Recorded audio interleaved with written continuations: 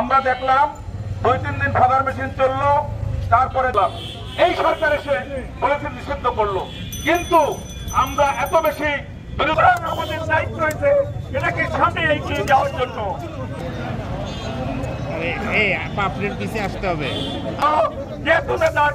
আপনারা সিটি কর্পোরেশনে যাওয়ার জন্য পারে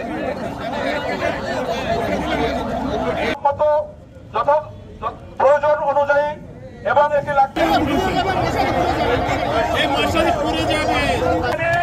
বাংলাদেশের যে কোনো আন্দোলনের মধ্য দিয়েই সবকিছু সৃষ্টি হয়েছে, ড্রাইভার তাদেরকে দিতে হবে।